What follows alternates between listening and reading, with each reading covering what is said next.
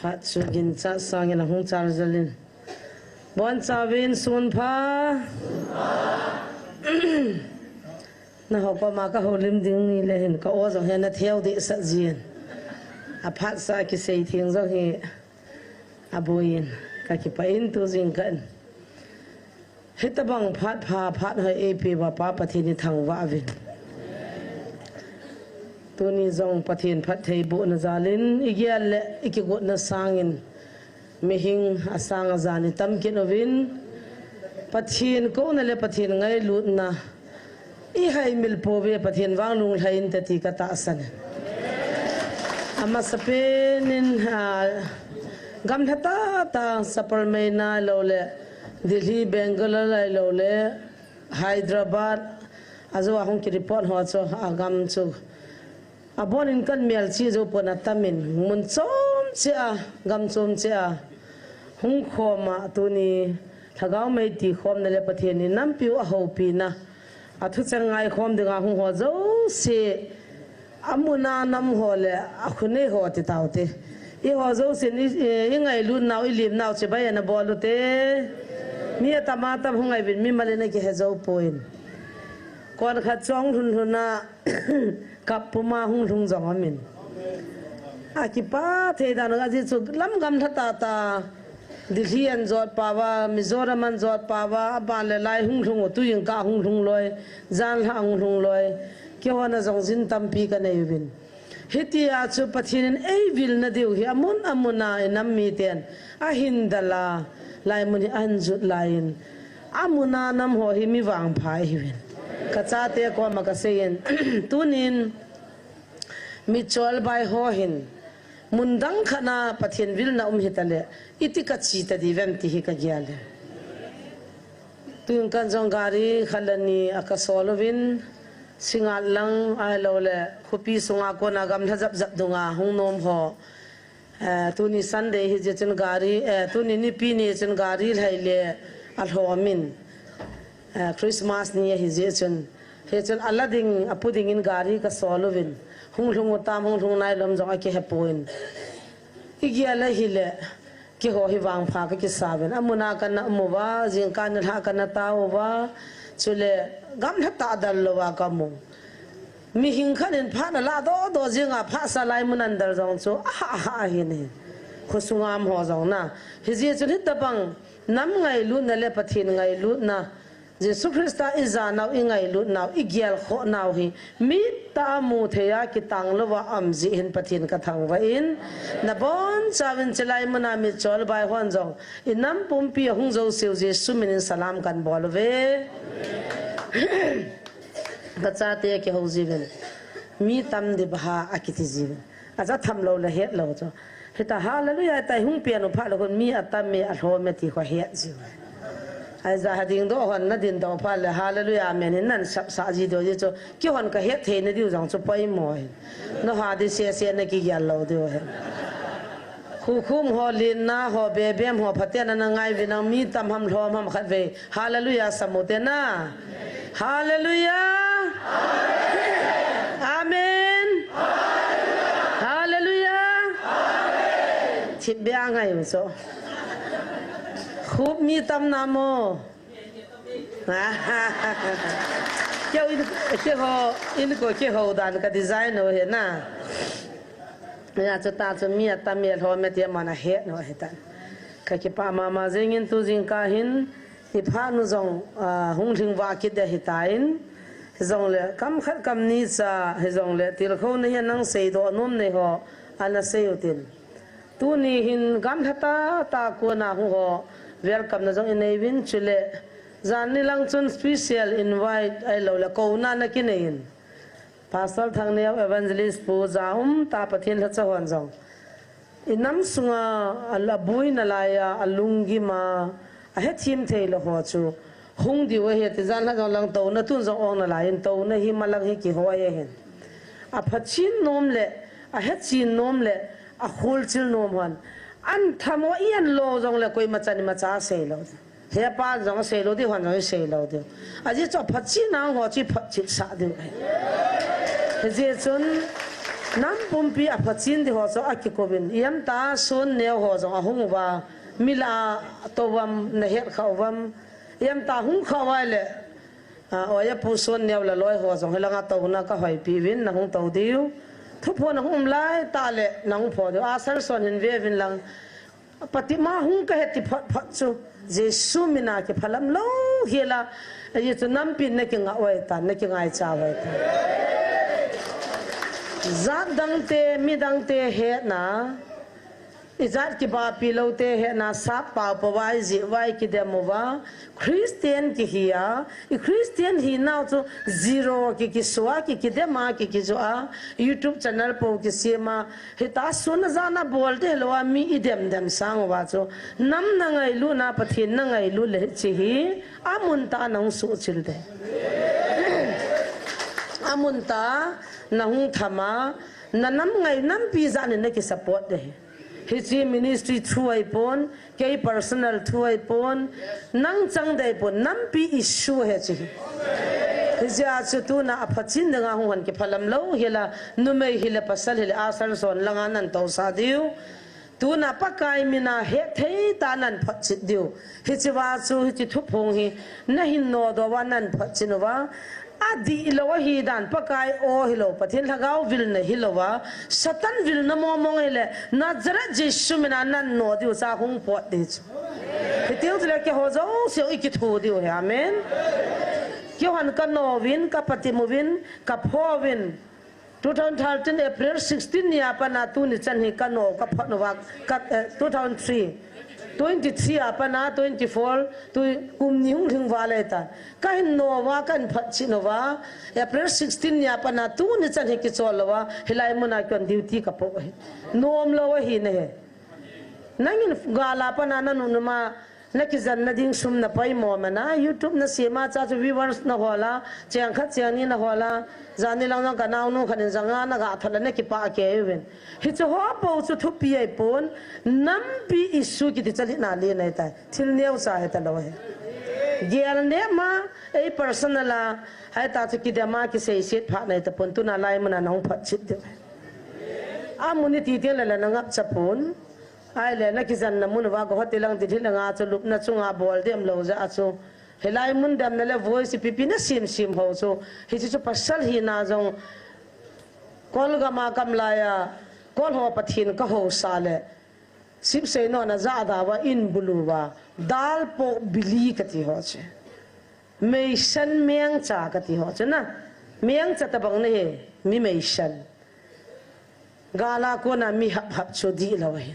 zat dang te mi dang te pathin hello ten nui zat nai nei di we na nam na ngai lu na christian di ta na hiya pathin ngai lu na hi le adi lo chu na phat chit de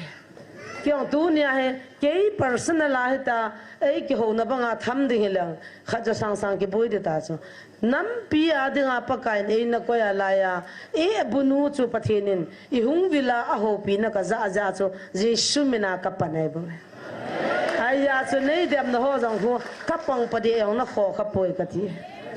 tu jing ka dam lo kan boi pi za chu na dam song na boi pi zo lo mai the tu zan khuwa ka boi pi ho chu na boi pi zo lo mai the tu jing ka mi chol bai ki boi pi ho chu kuma jong na boi pi zo lo mai the hija chu ui cha banga ki hap mi bol lo dingin thu ta thu di ide ai le amunai phachi hichiwa to hi ku ki cha te ngan ei mi ngan ki hin kol la vai khat cham pon pathin do dal jong khat cham poi koi machan bo jong na ba pon te hiya chu ga lai pen pen sang wa tu na jong a phachin dinga ki ko ho chu a hung khaw le lang e ki hoi na lain mun ong na lai hin asar so tong ki muto winang ki phalam lo yen hilang hin zon win ti chu sun neu la loi ho chu kan ko he a hung ta lo jong le ga la hoi ta na pangu win tin aliap to muto phone to anaki pan ki ta win tin anu la pa jong ko he anu le he pa ti di nam ka he lo he ya chu khat ve kan se ne physics bung gup chang khat bai hat to ka di lo de ka ti cha ti ho pa kai zalin na nu na pa ti pa he I bon cha bai ha na na ki ne mi hing angol pi ni zo anu pa chu he nu he pa ti atu na anu pa he ta lo koi ma he ta lo amin mingol banga ga til le alo cho na ding zakhat zania ga thonova viewers ga ma youtube ma zakhat zania ga amule cha chungol da na hita pathinin an ho pi na ding ni khona ya hita hi chun tau pi hitin midam lo ki zana hin lungthim na ta le subsit lovin jesu minin tau pi tin chapa tuna tui lunga chop lo vo sa ne lo za cho vanuli sina christian la di pin kai ta mati te chi tui lung la vo sa ki ne lo la thu pi ke jong ai pun ki ne hi ong la kho pun ki ne yong la kho pun ai chu kho boi pi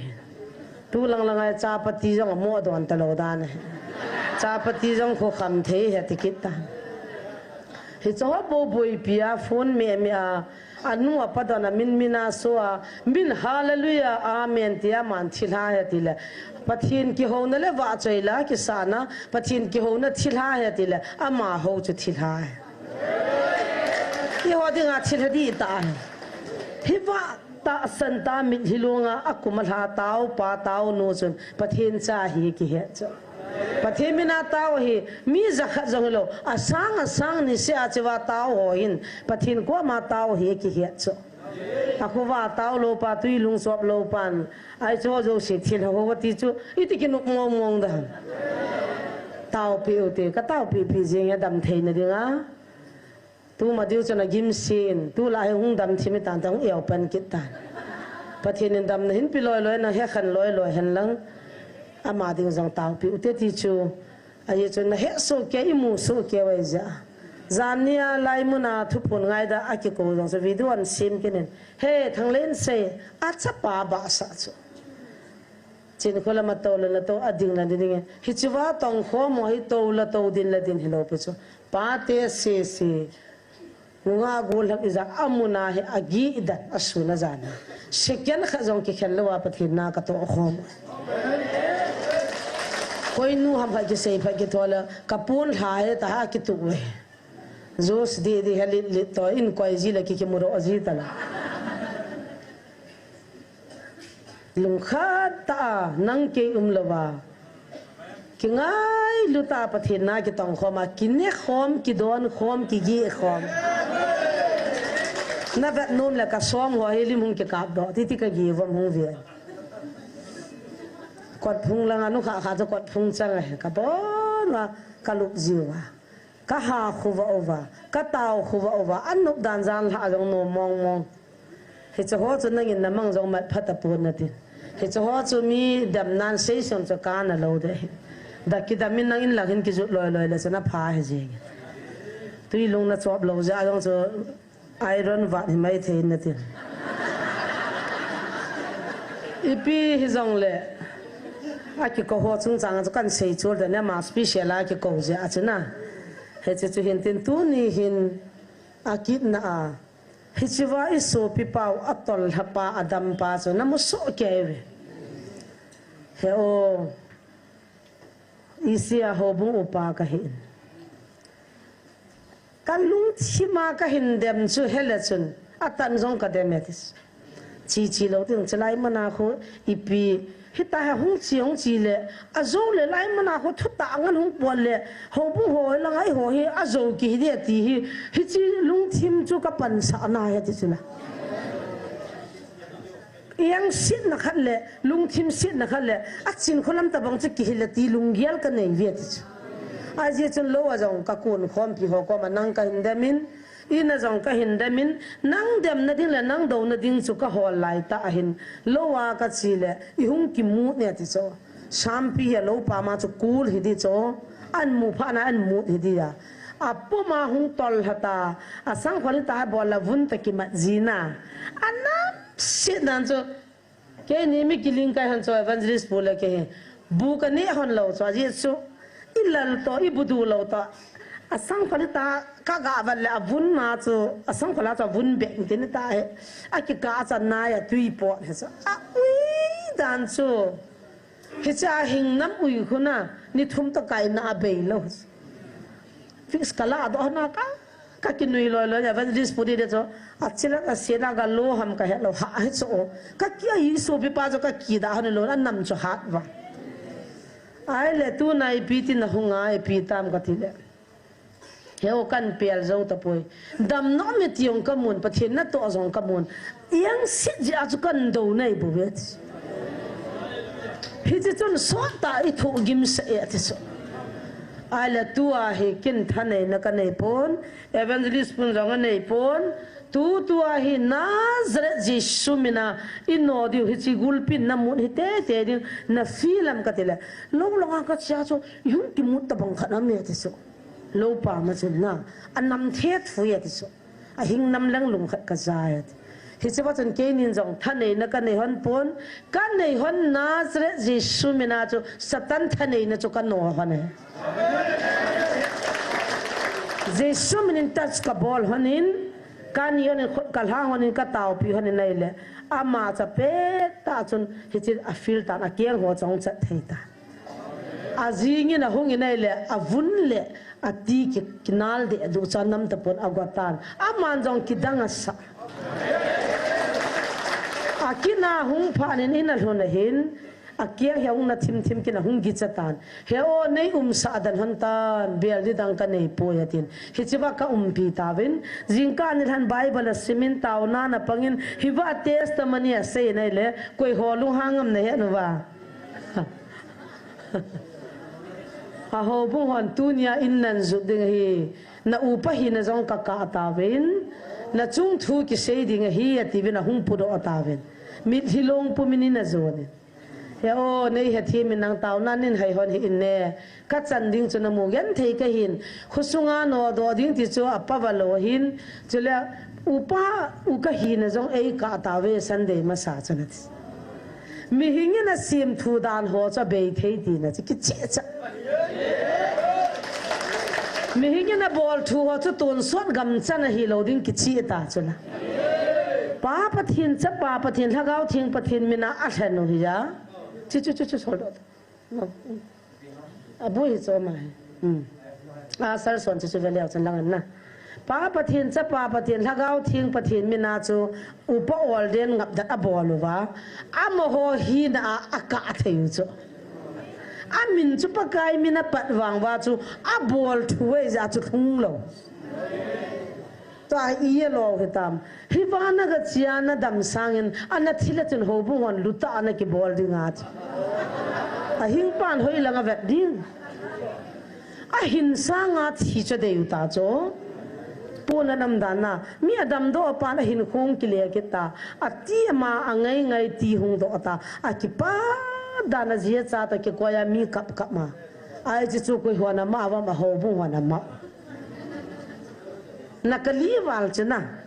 pakai thutan vai hom dem na amma ocho hichiwa hung adam sang chun hichiwa testimony se sang chun thitale athis hichi chu koi ho lungel ham dile lam kai lupo khatlani lungel ka phama ki khil khantin ka lo hi be khantin kal lon kil ho ki pilal khante ativa buyu abona ka he so ke gari lon kil ho hi bui khante service on zomin sang som thum sang som li lo lo wa Sunday ni le ne tai kyo bible chang khadi sim la pathin sang a dan hoi chi pi le min sang som thum sang som li ki sang chu a ki ka tha le pi ni ta ding bui ta tu nai hon lo jong sang po vin koi man jong itung po vin kum som thum la kum thum ka hin na pum pi ka pi doin pa kai na ka tongin ka zum khapoi hallelujah an jong ka ngol khapoi ka dei den jong ka kivanin ka dei dei jong ka nei Jesu ho sat na hai ka se ji ke nei sponsor jong he pa thang khumang sang khat ni yo sin pa thang khumang na he de hoi lai tamam na ko new lamblen na ana dong leo cha hi ji chulai mi som li walin sang khat chu ka ne we na ta san wa ya git chau ta cho chi wa hin na ho zo se hin Sunday ni se la jing ka se len ahung zo se mi asang a hung ki khom che ho hin ke hi za khat piong le ho dai tai ativa kurul thuma nei tai jong an ti kho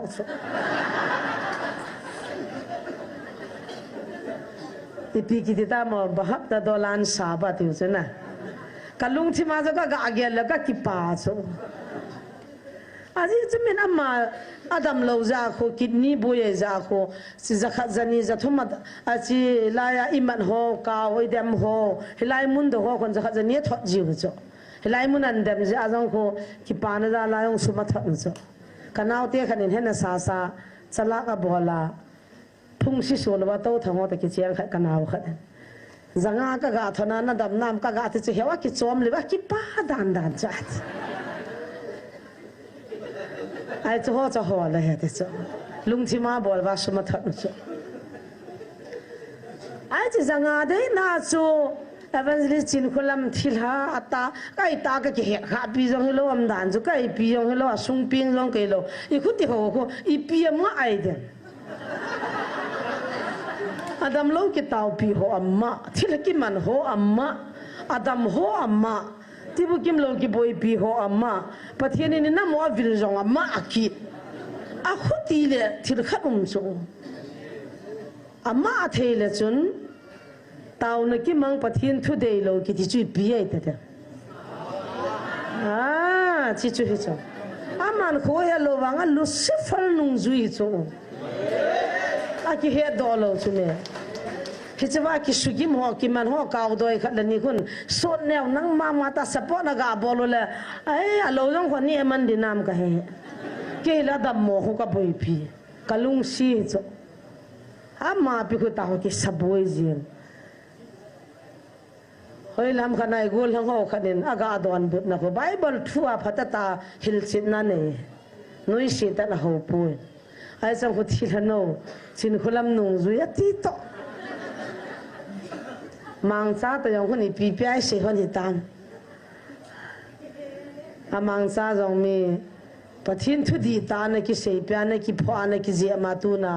lam di ta thu di ta mu pha na pathin na ki tu cha thagau di lo ho thu phu na bolo chula I wo thu phu ta bang bang na bolo wa ka pati ma ka chia ka ko wa hoi ta ta pung khin ta patip na ka ne ya ka zo pha na nga o chula jesu a ko nei lo le ti junu patip tang koi man patip lo zui ga mu ta chu a za thingu ta chu a chi thu phu ngai ka vietnam nu me chapang nu satan na to in na nga ri jesu na 11 chanang ki phong de iki tham to ding nang na pan ding a hat thui man de jesu na ta ska bol le thuta thil da ngai poi nu chin khulam nang ta bang ka hi no min ka min than no min sumjang ta pang ka bol nom ja acting ka bol nei ngai da min nei tham hi na sa e satan ka hi ve hisiwa chu tunia an he khan lo pa chon ata san na ki che cha pathin in swam ko la ko talan ve kan je la pi ho chu hita zakha ki tila ki sei khilin tin hichan ge a chu pathin phat thei bo na changa he pathin ha cha pu yang chu anu no ma za mo main ho hon cho a ki chiang da bang bang hoi ho hon kanau te hin apin na nu bangai gel wa ka kiang he tu liwa taw nei ki man sa ji ka ngai lun ka lung si thei hi cho he khan thei lo na lai tu nia pathin min panal hacha ki giala na tonga eu na lai hon innam hi ti damma I ti di hom ti gial phat zo he tai ka ti ki khol phat zo he tai tu na chiwa sanga ung to ho he khulanga khwa bon che kya ma giala thilhan gial chu di lo iti ki mo min anu isha me zo anung zui ko ni ham thum ham khat bo he dia he so zo si an he khan thei ki no tin chile chi nau pa u so pe pa pu ma tol hapa chile chi wa khawa na ki he nai so pi khai gin ho he so loi dam ta zo ma a chu ma khon ipi nga khuti ma ham na kena kan la khu zaw ngam ham anna huwa da mama ala subui la azauti ne hicho ami dam ki ma mi ki taw pi ki ma thilha ki ti cho a subui la azau ngam ham ta jong ka gi ala hicho jong hi hoi tan na gial phakin utin nam wa dingin chule mi hing tu na le kha za in ta no vinin si mu vin more evangelist pu jong pi ha pastor pana ahunga rồi nhầm phải nung lâu lại ama jong chu awang phai ta kin kana sei chu ka ki sei phat nei pon lai hung zau bin tin ka hung ru na hin reng kai langa hun ko mi nei le presbyterian na pa te ho zan hamin sabialan da movin i to khom di wa hi ahung ti bin pa khai lam ho loi i hung ti movin hi chiba tun ke ni pi ka sem he pa ka pin thania ka gial ha chi pi ham ti le pathin na hi dan nu ya to di hilovin azadi free ta ka to nom ja tu ni chana hi kin ka changa missionary ka changa kal song ka hi in koi ma cha ki chop sa lowa ka ngol dong la ka ngol ka ni ala ka ne dung jan na tong ka hin tunin yo presbyterian na chun nei som leo chun na thu thu wa nei kai dio no ho thu zo ka ngai ding pathin thu ra sam de ka tin ka dan he chi zo chun reng kai langa az ho pa te ho hung ke novin ke ho la evangelist sin tong in ne tin hung tim ki novin kin he pa te ho ka lo chu sang som thum ha ki pan de hin phana ma ti kin ka se chu he pa free ta dan noi lo wa pathin na ki thi dan noi lo wa to de dan ki ti hi ni chon si ho adi lo ho ga ana de nga ki si ma hin dana ko na ki gal kai ta danam ki de chu ka nga chapoi ka thi le nu me ki dang na he i thi i da tha ki ching ko na isu piu gang ta pa khat hung kin in pathin phat thei bu ka chan na project hi nga group ka pi the he bithil bol the na he chi wa chun hung in lang NGO tai min hapta khan in ni ve office ung ka in lang he chi wa chun training i pi vinang 40 na tiam 30 na tiam lo na de za na sin pi vinge tin sum hol ta pathin na to ki ko ngai pui ke kadam sunga free ta pathin na tong da ki pi do kai zin nei he thi min lang na pai mom le na hil na vingi ka kanom ki po ko na tam pi ki mu he koi ma mu pin pi na ki um poi he chi wa chun GFI Gospel for India kon la vai thagau mang boi pi hola ka ngai sang pen pajam lal LIC pajam lal vai phe kai na ahung ki ta la loi hon ki puin lamnu zigol em din hi lopi lal pan hu mang unai kha la he na un lo la un ne di nei kha e hung gi ga he pa bang sep dilati mo ka ti lal pan kon la vai te la ga hung mang u de hi o ki he da hung kan tho cho ipi ham ipi na bol ham katile lam ka khupi sunga kol la vai te ka boi pia thagau mang di te boi pi ka hiu la puna la puna la pang yanga ai te mi lung thing ta mi phata ai pau he ei ko dan pa cha ta awang chun kalunga sukhan Gospel for India chun kum thum council in kaumin khakana sang se gi ham sang gi ham loi sim pi vin chiang kha jong kala pun amunam ho ding chun kon la vai ho cha don na ding ka ka pai pai free kum thum chu council in kaumin kon la vai ho lam ka khupi ka chon vin pathin ka sau vin pathin thwa ka puilu no jong dim se anung tol jong dim se he chu ka ti lo na pin chu tu ni hin igyal le he chi wachon acha te mi bang ta lo ai lo le acha te ala zo lo ho acha te abui pi pe ta lo ho nu la patam bi ei na pi jivin azo chen ka cha te la ka ngai lu pin kha silong ka chiang la gari to la ka ki pui ka nung zui khatun sipaya pang do tan ka cha pa anu la pa cha hung lut han chu ka ga amuin go go nu la pa na to nam na khon dam hano he amani ko he azo le zo ki se hi sa venete go go pa khon go go in a pi kum khalal hagiat ka ki va in sipaya pang tan ke ko ma ko nin sipaya pan pha na ki nung la ki sipaya pan ma sana ju ke pia pan pha na ki nung la ai ti hin ki bol po te na a sipaya pang the lo ngan cha hi da no wa a hoi si se pha si se ki nung la jiu lo pa ta lo mi hing dan sim hola mi hing dan hoa kana nom lo je achatuna hisi ministry ka bol he achatuna aboy ho hi danam ho chi buyuta cho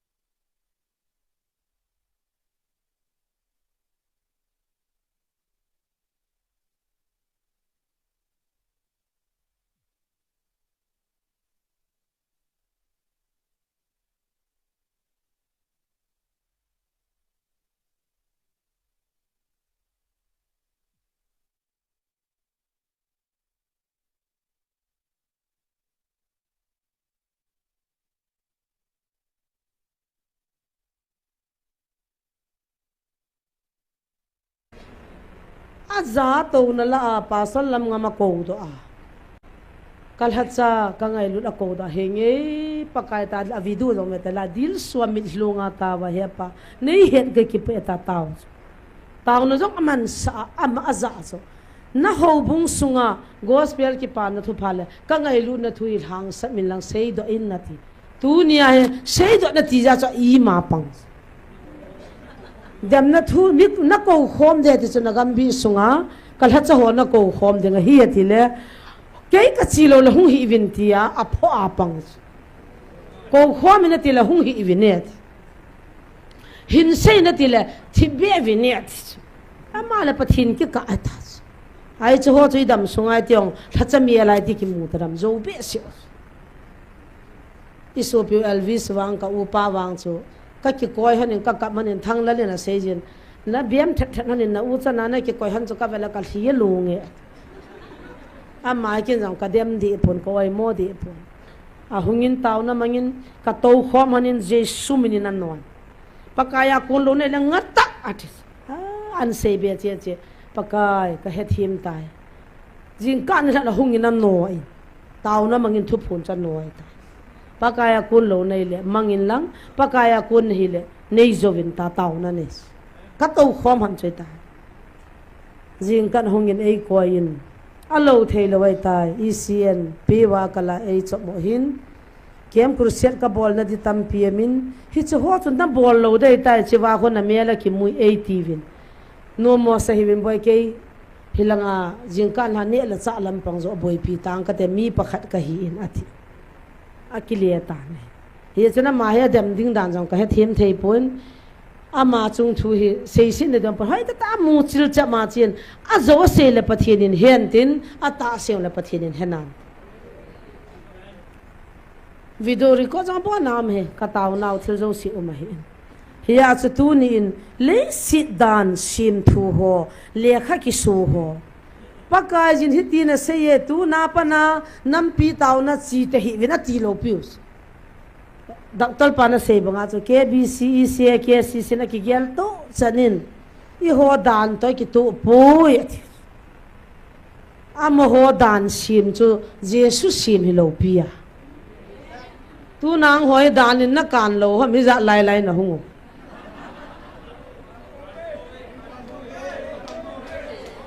mi asang a za hi dan in na kan lo pi cho kyong dan in kan lo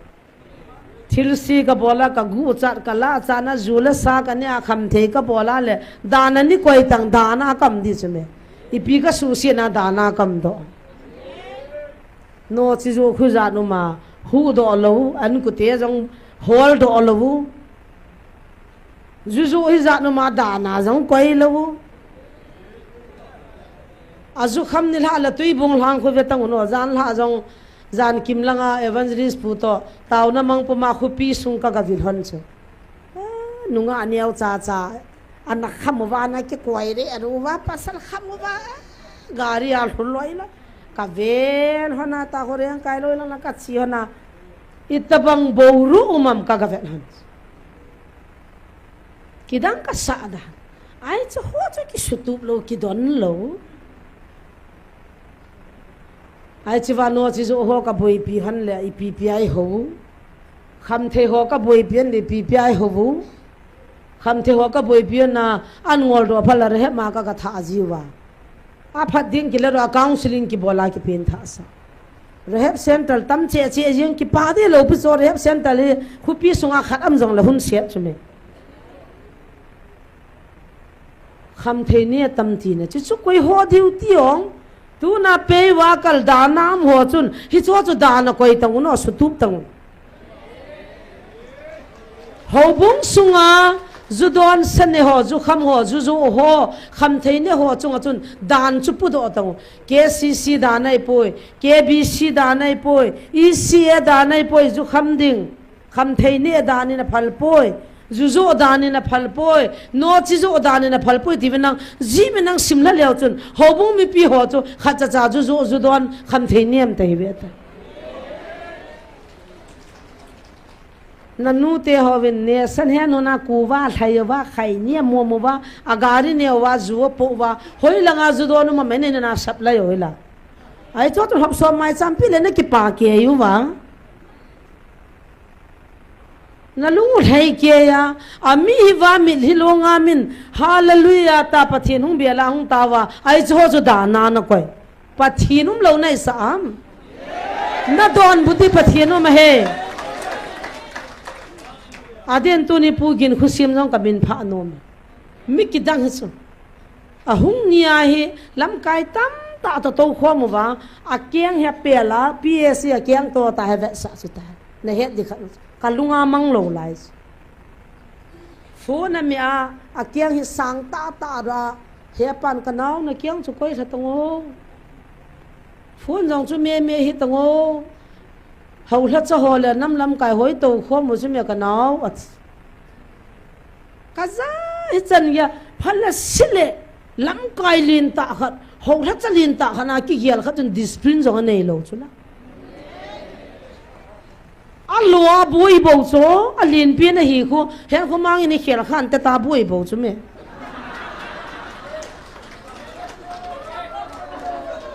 kia việc to hả na khát ban giá mà chặt chim vậy mà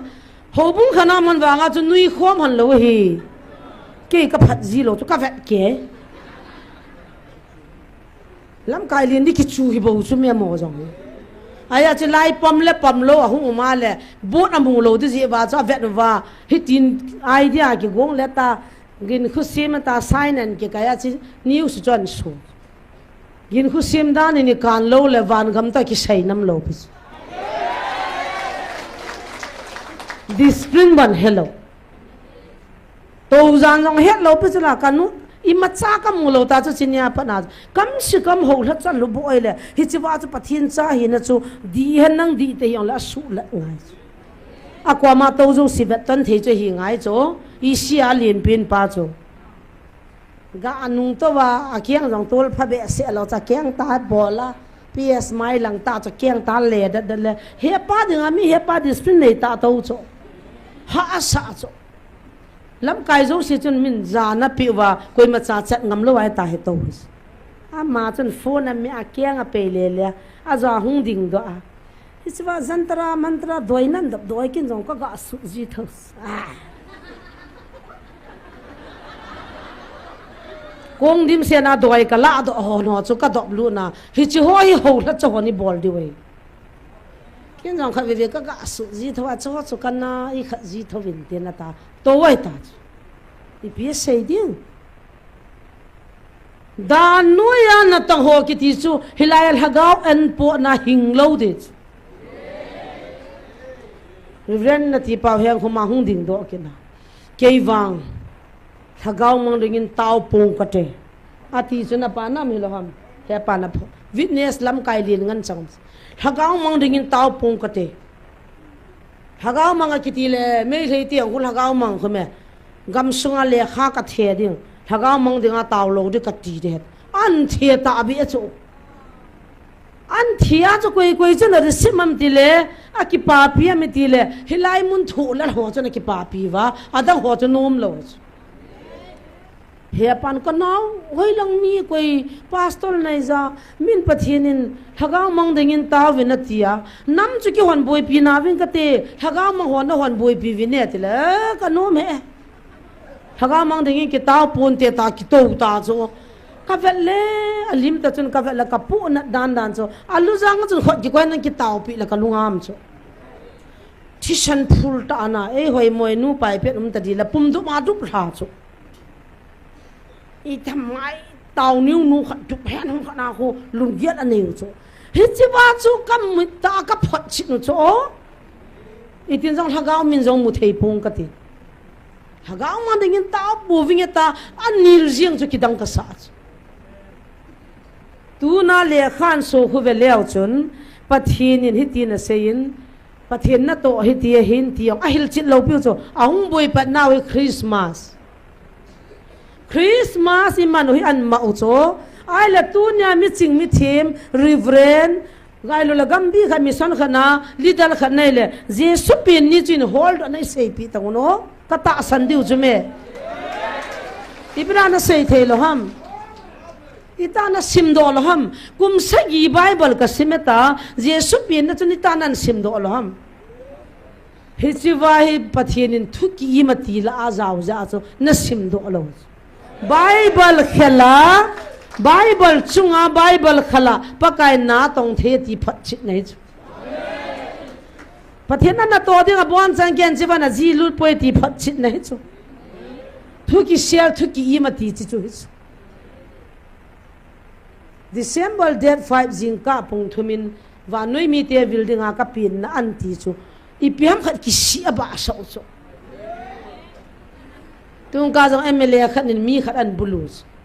MLA pa hin December date 5 na man wa cha fiel nei ta ve MLA ne len hol do to wa chu chu banga chinga sum khu za za ne the ya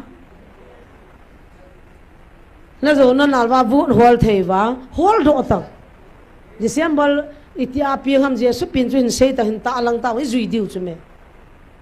pathian na kam chang ta laga wa thuki im thuki siat ei sei pi ji pi chu na ma o ham ka amen ti tanguni wang phanu ta chme wa no ya ta san za christian za num jang le hu hing pa jesu apin hello mi dima yo ku ki cha te ni he tau chula hallelujah keila sap te kwal te no in dong ve hang san ta ka sei pi le praise the lord that is mizora ma jong new sa sayo ta chu wa nu ya ki thang he ta chu o christian te ni pakai upin ki hero atai ti wa ki pa us ATM channel sun neo le loi ho tui lung chop lo ho la loi ho bo na ta san lo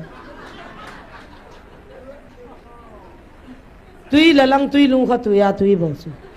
chop khala hola tham dis amo bo ko na ma wa aka thun na kun ne ke pata zo zo na jesu hi thun na kun na ne lo ra na sei do gut ki nu ta cho wa noi mi ten in do phali pi na sei ding Christian hitan na tiwa iyo wa ale pathinu chu ya pi nga ho ya ko na ko ma ti phale iti hil diu taw thun na kun na ne lo ta banga video khat an sim ki ti zanim dan dan no azo zo na jesu ya ping pu am pu yan ti diu ta hagau zo am pu yan ti diu ta danan sim diu wo sa wa loading ne loading tui lung chop loading cha don loading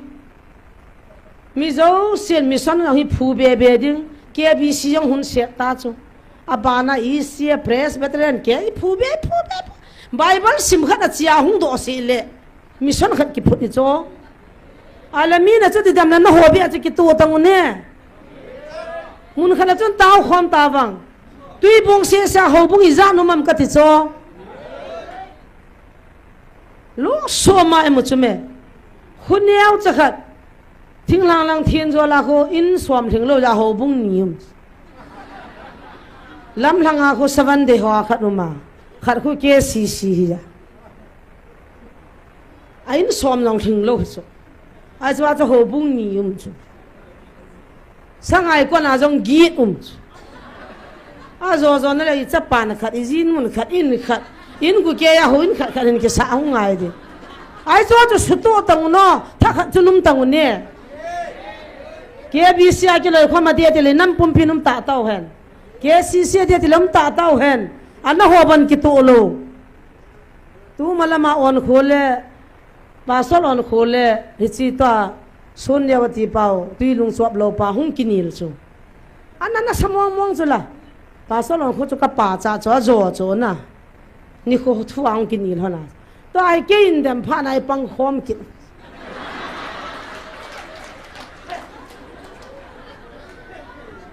pasal lam ngam ho loi hin sang khol chu la kang ki a hitai pi ti ta KCLF na hi chi hi anna pam lo cho tu chunga ke in dem phat wa he ga zaw cho pasal heller san to lam ngam he ga zaw hana amane ho KCLF ti ho la ho zaw han sang khol kang sang khol chu la chu KCC dana ki phal lo cho a khu ti la dana koi di chu la mani khu ai ta hun ka yang wa dana na ko dan su ki e hon chu me KCC te sang khol chu la lo di ti hi lo ong ita mani na pholo wu lam lin dunga dinga gun pang dunga ga taw ho chu iti dana lei tol pathin to lam lien gun pang nunga mi he ne na ga tawa sang khol kang ga kya chu thupi nei so pho tang unem dan te ki to lo je me dana kwai di che me mani koi ho di nga dan na simu khu hello innocent nu la pa chapang pi la pu hagau mi ho chunga dan na kwai chu na kwai bang bang na chungang hung de ti ne ki he pathin na chunga dan na kwai ti na hai mi hi chung thu tan de tu ni se po che thil so I ho ma sanga na mai tan bible chang han sim hang ka tin ngang ka tin hi che wa hi tu nya kan se ho chu tu ni se a thil so lo pe chu I ho ma sanga nam ho chunga su sa nge to thei then na to din sung lang jong lei to lang jong khoi li pon ho khai be vin lang christmas nia mi sang nga thing de in pathini wa chei wa ni ni kho mu hi nam hi ho linga satan in he su chi me ki dang jeng he video ko mun tina ki ha ko na vele chon mi ho chu an na za mo mo chu sang ngai thin we hi chi chu ki dang a sawa a zo le kum kit le ku mai mang de ki muta pon te te wa dana si mo ho vele sang so mi thun tho tho deus a thu phone iti chanum dham jang hello wa iti hu phulo jang hi di lo cho iti apa thin nan nga dam ke hello bo chme lungil tan na hung lo jang la ta win lang na lunga khama a di point na ti la to na kwal vyang shudin ka ti so ibra na hung ngam lo thang nia hung in tin aban e hung a boy thang nia la pa so thang nia lo pe sim na hung hoi po zan kho kha ki ha ki taw la imin ho jong ha chaw gam ta in hai ta tan na ngai u te bible chang khat ngai ta kan sim do nom hanin ngai chalin si 12 chan 1 to 12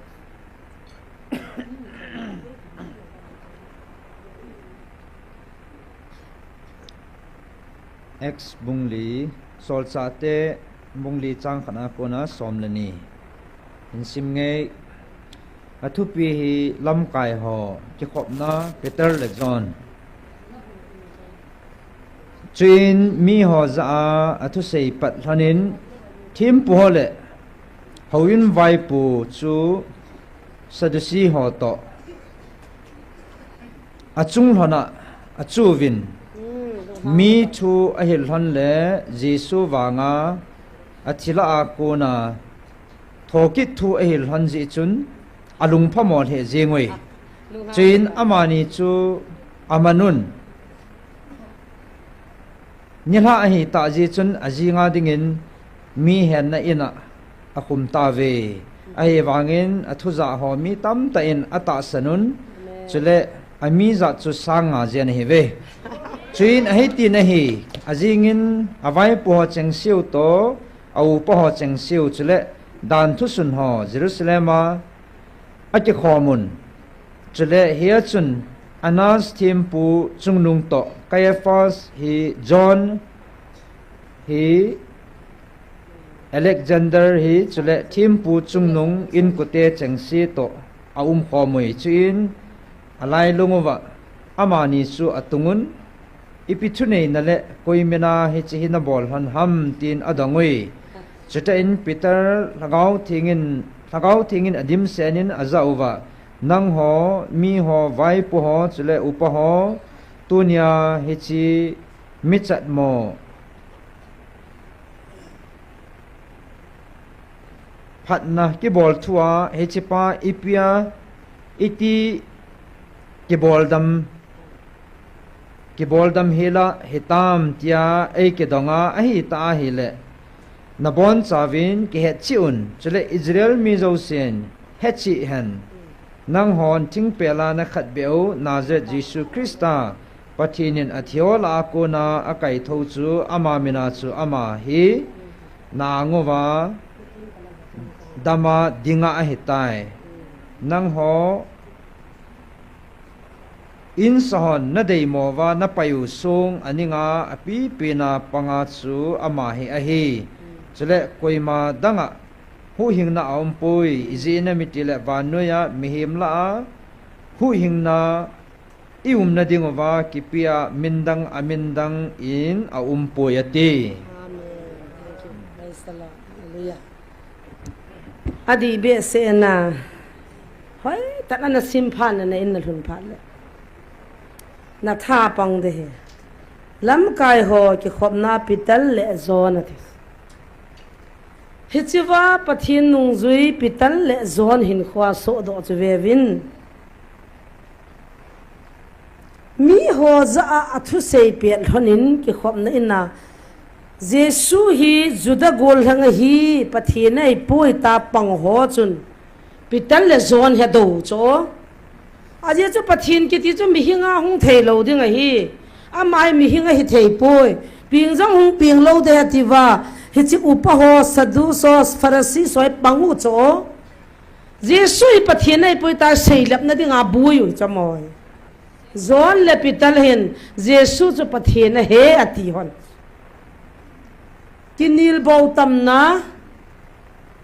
ki boi nam ta chu selai mona chu hi selai ta chu ipiham mi nawa deng dung we na nu he na pathin thwa ki hole ma hin jun tha na langa khona min langa zanga min hilanga to ho ding lang khona min lai wa deng dung bol po tin na nge je chu pathin thu til kho nei nei wi pathin thu hinga hin jaw tin hilanga jun so ding langa jun bu amen nu mai ho ding in langa hin langa malanga tong si seding in langa jun tha na min hilanga sa na tong si seding noi langa chana min hilanga to ho ding in lang khom me ane heu te na le langa khon ol cha cha na ninga ana chiu tin hichiwa pathin thu cham cha anangai khom te pital le zon in athu le agim na hichi phat lai ta e tu nai ho ta bang banga bu yu ti ne yo hin ka pati min ka hemong mongin ei simpa Nazareth Jesu ka pathin chun ku kinammi te ei vilo he ka hung de ti na hungin satan ho hen tamin thil ho a hen tamin a eng bolin pathinin galum ding ama ho ma ma hung ki sei do sain tunin gal jong amin pathinin hagawin ei vilati chu tu na mi asang ni phat chi chu upa ho lam kai ho good ho this ama ho hin tu nya chinam mi te hung vil hi pathina I poi tu na chilai hung hi pathina I poi tu na hung vilo hi thilha he ko puru he shiva he ti hi chi thu lang zat ve ki se hi tam tui lung chop lo pa khona velin an se yin eta khu ti her khan mo ham April 16 nia cho vantil gilo te ni hi pathenin a el kale ma hian hona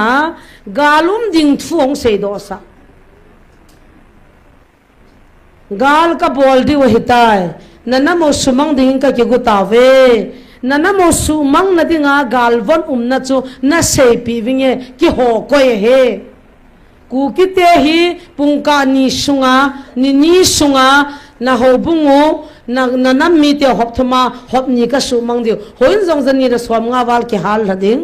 hi chidinga chu na mel ma diu wa zat lin khat ka za diu he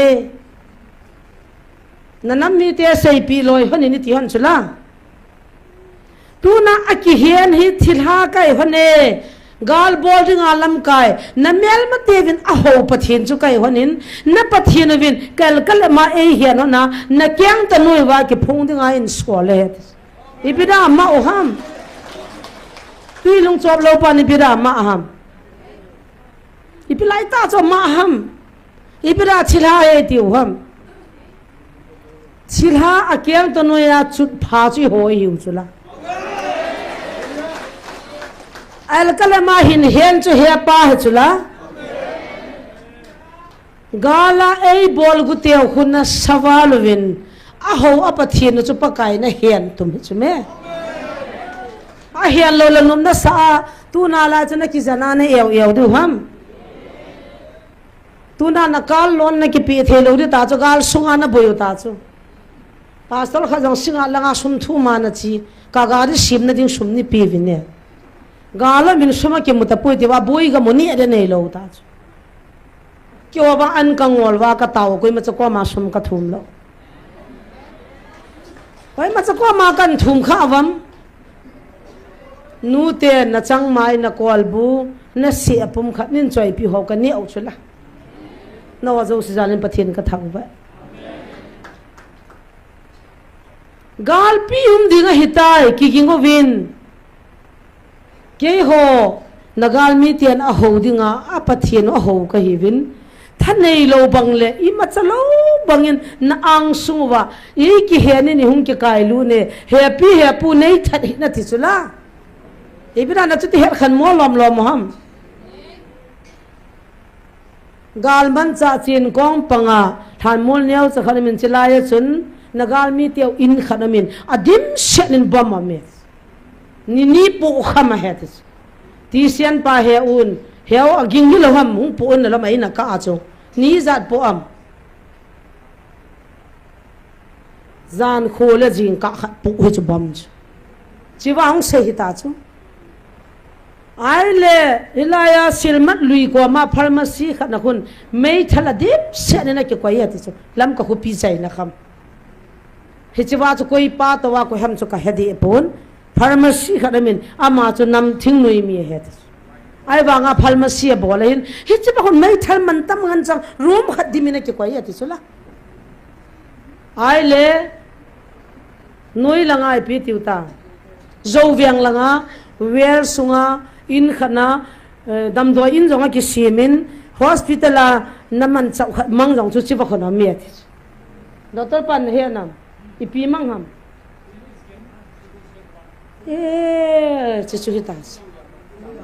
khumu zamba CT scan kilana district hospital amang ya tiu so hiwa khuna ga mudio he clinic khana ki simin lup na ho ki don he chichu nagal mi to ina ki su tu manu ta zo a ki su kha kha sa zo khumu zamba ta pu lu hu he chu hospital ana man zo chu nam tan mei thal mei chang tam pi lam ka khu pi chai na ringin a ki gong tu ta ve a hung ti je April 16 la ta cho a chu nam mi te ko ma ka sei do han chu me ang sei sei chu ibra thilo na ti ham thilo ho chu kyang ta lo ya chu pha danga he pa na to hung sei do sa chu me ai cho si chu pastor kan hung sei le na ti ham hang up lo ti ti hung sei ding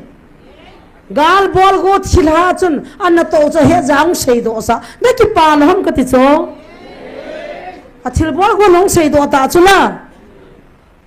hichiwa chun nam sipa ho ki ko wa nam lam kai ho ki ko wa lam kai ho sau pa ki ko wa hichi thil som tai ta ki sei chume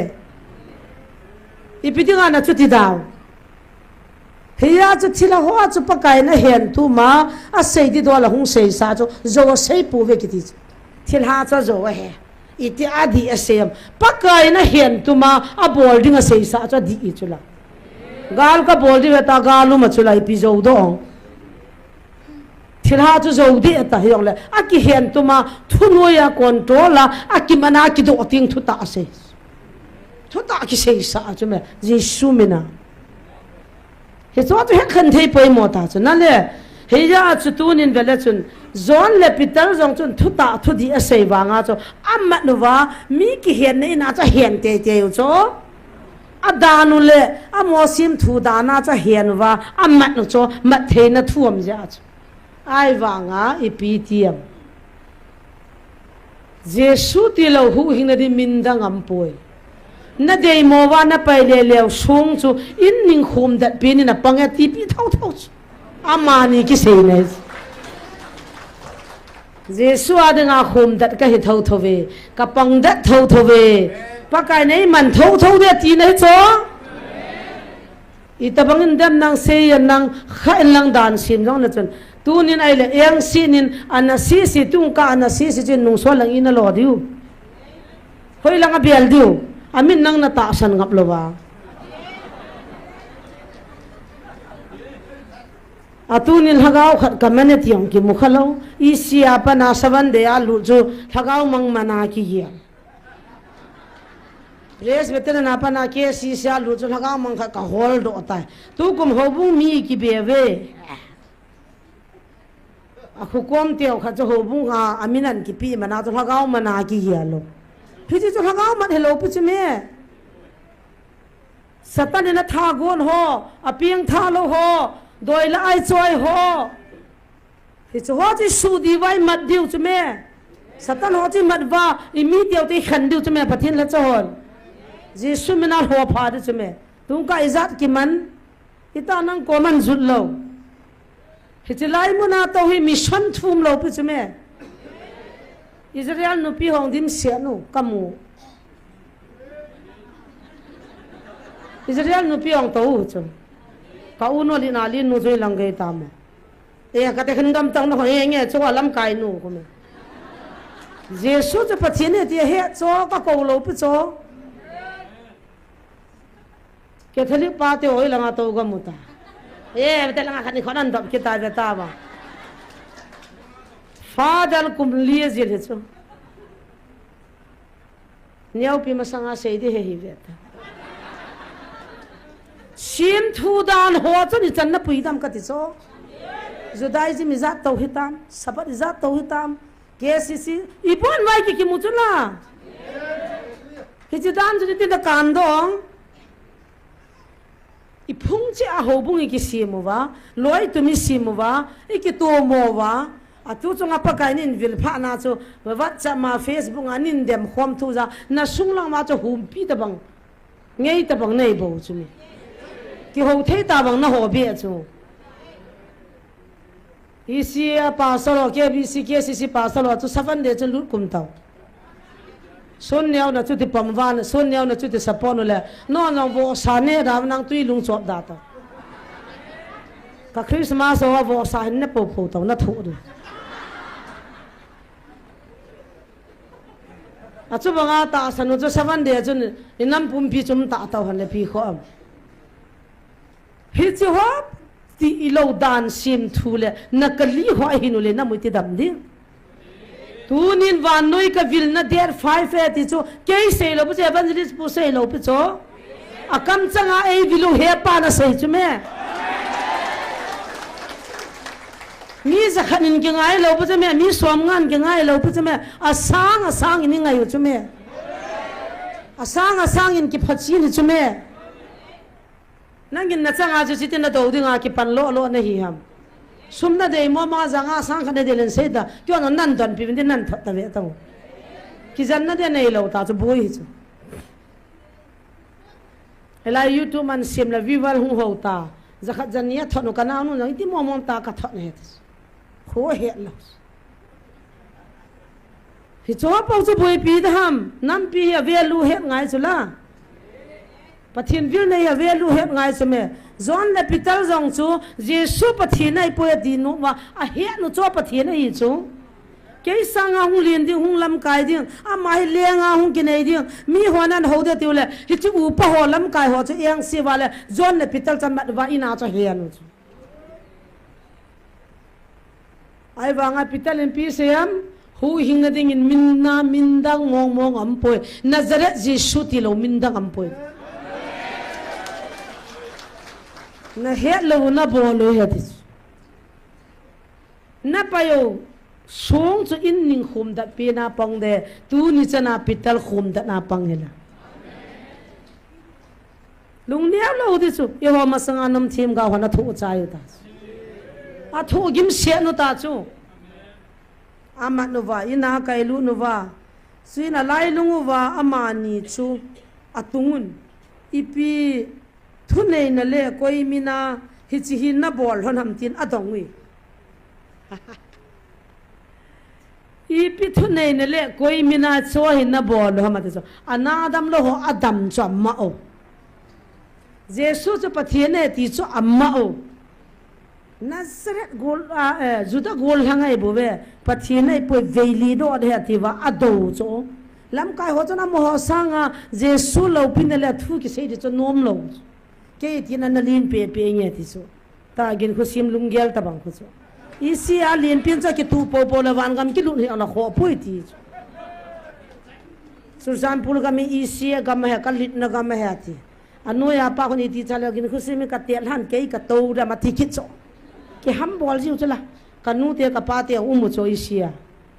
election dunga competition sang ya ti cho ke ho sunga